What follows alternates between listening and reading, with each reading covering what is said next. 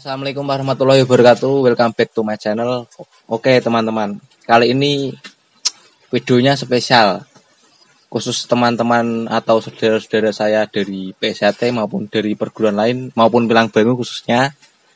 Kali ini saya bersama saudara-saudara saya, ya, saudara atau gimana ya, teman, saudara, keluarga lah pokoknya semuanya. Ini dulu itu ada historinya, lur. Ini mereka bertiga ada historinya. Saya juga sempat ikut gerak melu gebuki, melu ngangkon ro, nganti pokoknya kenang-kenangan lah, kenang-kenangan oke. Nah, terus waktu seketika eneng momen ya sing marai ati gregel ya.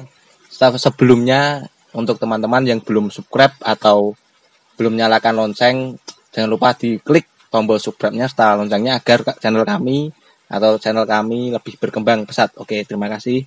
Dan untuk pertama kalinya kita kenalan satu persatu dari mas-masnya semuanya ini. Oke, geng, untuk yang masnya paling kece pakai hem. Namanya sinten Mas niki, Mas? Mas Solikin.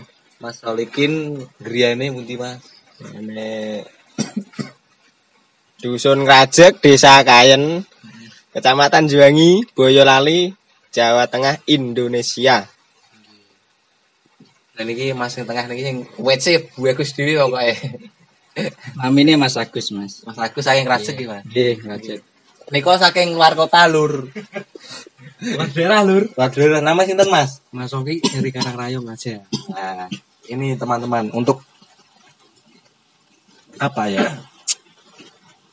Cerita, hanya untuk membagikan cerita atau membagikan pengalaman kita menjadi apa, pendekar lah istilahnya. Itu ada liku yang begitu panjang. Jadi saya itu sempat melatih mereka, terus tiba-tiba mendengar berita yang menggemparkan di wilayah sini dulunya awal-awal 2016 sangat menggemparkan di daerah sini. Untuk cerita lebih lengkapnya langsung aja kita tanya ke saudara-saudara kita. Gimana toh ceritanya kok sampai awalnya warga PSHT tiba-tiba pindah ke SDA Pilang Bangu. Gimana ceritanya? Kita langsung aja tanya ke mas-masnya. Sama saya Mas. Lise. Mas Agus sih kan yang pertama Mas Agus. Mas Agus sih. Anale Mas Agus to Mas. Pripun niku ceritane Mas kok iso mutuske pindah ning Pilang Bangu padahal kan sampean kan yo pripun iki. Waktu iku lho Mas, waktu iku kan burung suwe ning PSHT kok ngerti-ngerti kok pindah kan aku dhewe yo kaget to Mas. Jujur kaget Mas. Apa to alasane Mas maune Mas? Nah, kula pribadi riyen nih Mas. Jujur mawon kula niku riyen tumut pelatih kula Mas Arjono. Pengesahan pertama PSHP niku teng Wonosobo riyen. Pertama kali niku teng Wonosobo Boyolali dereng enten. Niku kula tumut amargi riyen pelatih kula niku pripun nggih? Zaman wektu melatih di PSHT. Waktu mengembangkan PSHT di daerah sini, daerah Juwangi terutama di sini. Itu banyak kecaman dari sedulur PSHT itu, kecaman. Bahkan pada waktu itu ada omongan gini, cari hidup atau mati Arjono. Pelatih saya itu, saya sebagai siswa terutama sudah dianggap keluarga adiknya sendiri. Nggak terima lah Mas, siapa yang terima, bapaknya kok digituin kok terima. Ya saya kan mengikuti, mau gerak kemanapun saya ikuti Mas Arjono itu. Nah pada waktu itu adalah sedulur, itu dulunya itu sedulur dari PJL, aslinya PJL Polrestari Juru Selama itu ada tawaran kalau mau ada apa pengesahan PSHP. Sebenarnya itu dulu tuh nggak tahu, aku kalau di sana itu pengesahan nggak tahu. Awalnya kan mau belajar dulu lah, belajar kita sharing apa, di sana ternyata langsung pengesahan. Saya ikut aja lah mas. Sementara itu ada peraturan yang itu katanya apa mas? PSHT warganya kalau mengikuti perguruan lain itu atau menyatakan sempat keluar kan? ya sempat ada edaran tuh dari pusat. Waktu itu tuh gini mas punya, kalau nggak salah loh kurang lebih gini. Barang siapa warga maupun calon warga yang mengikuti apa? Belum pengesahan mas. Waktu itu tuh mengikuti Bela diri lain kayaknya mas. Enggak, Ya, mas. mengikuti aliran bukan aliran, mempelajari jurus lama itu wajib memilih mengundurkan diri atau tetap di PSHT gitu mas. Tapi kan Mas Herjono itu kan udah lama di PJL, bahkan udah tingkat 2 mungkin, udah tingkat 2 kayaknya udah tingkat 2 ya mas di PJL ya kan. Apa tak salahnya kita belajar terus belajar. Dulu katanya warga Eza itu ibaratnya kedung, semakin digali semakin dalam semakin banyak katanya apa sumbernya. Kok kita belajar yang ini nggak boleh, yang itu nggak boleh. Padahal di hati kita selalu ada PSHT, hati bersinar. Apa yang salah kan? Nggak ada yang salah kan seharusnya. Oh berarti awal mula apa mendasari sampean pindah dengan kan ketidakterimaan atas pelatih yang kayak didiskriminasi kan sama saya kan banyak kecaman ancaman dari ya sesama-sama dulu kan itu kan udah dulu ya mas ya dulu yang sekarang gitu nah, saya masa lalu ya kan kita di sini cuma ingin berbagi cerita atau histori lah nganu pengalaman kita yang liku panjang ya gimana ya mas kayak gitu perlu mas untuk supaya kita bisa berpikir lebih dewasa. Iya, mas. Nah, zaman Niko kan sampean tetap melu-melu tok, Mas. Nah, saya kan mempunyai keputusan sendiri. Saya kan masih warga baru dulu. Di PSHT masih baru. Baru sekali, Mas. Udah baru 2 tahun kayaknya, Mas. 2016 kan. Pengesahanku 2014 ya 2 tahun, Mas. Sampai sekarang sampean kan mutus kembali ke PSHT lagi, Mas. Saya belajar pilang bangu itu baru 6 kali 7 kali latihan mas, 6 kali kalau nggak salah 7 kali ikut pertemuan itu dulu kan langsung di rumah, belum ada lapangan latihan, belum ada kan di rumah latihannya kita sharing oh kita di Pilang Bangu itu boleh loh belajar ini nggak ada kekangan, oh nggak ada larangan, oh harus belajar ini nggak ada mas. Di Pilang Bangu itu netral, kita belajar apa saja boleh. Yang penting kan harusnya kan persaudaraan diutamakan, seduluran. Nah, disitulah aku tertarik lah mas ikut gitu. Tapi saya kembali lagi di PSHT itu. Alasannya apa mas? Alasannya mas, mungkin ya udah ditanamkan dari awal. Saya ikut latihan PSHT. Saya itu dulu udah ikut latihan hampir sabuk polos itu hampir setengah tahun. Iya. Keluar.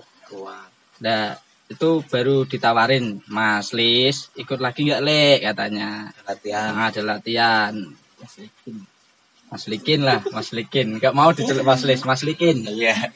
Ikut lagi nggak? Tak pikir-pikir dulu, Mas. Nah, ini aku kan dengar yang latih kan Mas Herjono langsung. Saya kan sempat penasaran. Dulu pas waktu di Karangun itu kan namanya Mas Herjono kan sempat booming. Nah, permasalahan soal keatletan ya Mas dulu. Keatletan itu. Nah, aku penasaran, ikutlah Mas Solikin. Latihannya dulu sebenarnya di mana Mas? Awal mulanya kan Etan niko, tan bentak niko, Dunglo. Tapi sebentar di sana Mas, langsung pindah ke Sambeng. Saya ikut ke Sambeng. Nah, Sambeng temulah dengan Mas Jono. Gak nyangka. Oh, ini ya Mas Jono tingkat 2. Gak nyangka loh Mas, dari postur, dari gerak-gerik tingkat sesuai bayangan. Gak sesuai dengan bayanganku, pikiranku. Jadi gak sesuai Mas. banget lah gak sesuai. Wah saya kira wong ewe yo ini cilik tapi kok kemaki ngono. Pikiranku ngono Mas, tapi enggak taunya kok dari luar organisasi kita tuh udah sedulur dari keluarga Simbah.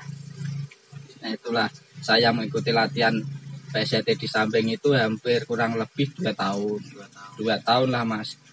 Selama itu nggak pernah lah Mas Jono itu ngelatih.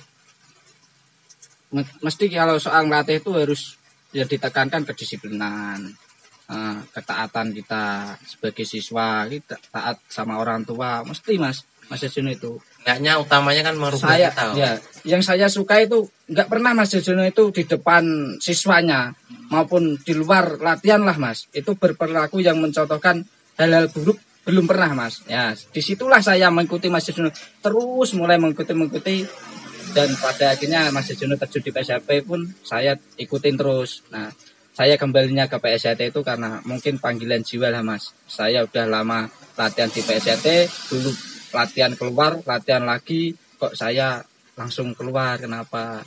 Saya belum, kan baru warga kan Mas. Belum tahu seberapa sih dalamnya persaudaraan di PSAT. Kalau sudah menjadi warga kan belum tahu Mas. Nah itulah saya mulai kembali ke PSAT. Dan dulu pas waktu kembali Mas, sempat ada pro dan kontra. Sempat akulah dulu kan sama Masur. Pertama kali yang ikut latihan PSAP kan sama Masur dulu. Sempat ada pro dan kontra, kita sama Masur itu hampir lah Mas, sama sedulur sendiri itu hampir saja kita hampir dikeroyok lah Mas.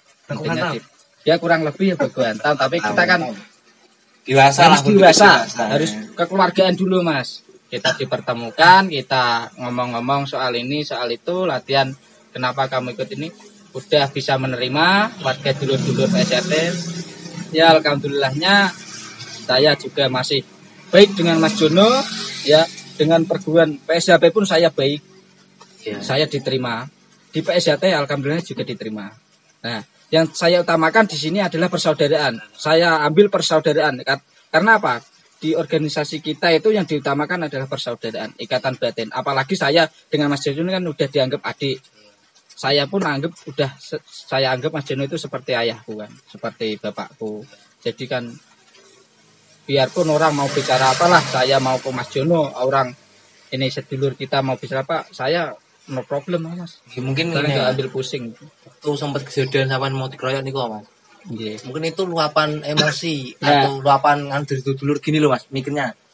Wah iki kok sak senenge dhewe. Permasalahan organisasi sopo kok. Nah, dulu ya mungkin ngono Mas. Nah, bener Mas, dulu tuh ada sedulur yang bilang gini, "Saya nggak terima, kamu kayak meremehkan." Lah, apa ya Mas? Kayak di PSAT itu cuma buat permainan lah Mas. Nggak terima aku kan gitu. Nah, kalau nggak terima Mas, gini Mas. Kalau sampean menganggap aku itu pengkhianat, oke lah Mas. Tapi saya baru belajar di PSAP, tapi teringat PSAT, saya mau ikut lagi PSAT. Kok nggak terima? Gimana Mas? Salahnya di mana? Sedangkan saya kan belum mengembangkan PSAP kan, baru ikut latihan. Nanti kan di PSAP dulu kan pengesahan dulu. Ya, hampir sama seperti di PSW Winongo, pengesahan dulu. Dikasih dulu sih. Nggak tahu kalau sekarang Mas gimana Mas? Latihan dulu atau langsung pengesahan? Rata-rata latihan dulu Mas. Soalnya kan pripun nggih? Kebanyakan itu sekolah. Nah, sekolahan. Nah, niku produktif. Niku apa statement dari saudara kita yang dulunya PSAT pindah ke PSAP, lalu pindah lagi ke PSAT. Lah, ini yang saudara satu ini dulu PSAT, sekarang PSAP, sampai sekarang pun PSAP. Apa toh alasannya? Awal mulanya kok bisa pindah dari PSAT ke PSAP, kita tanya ke Mas Solikin, geng.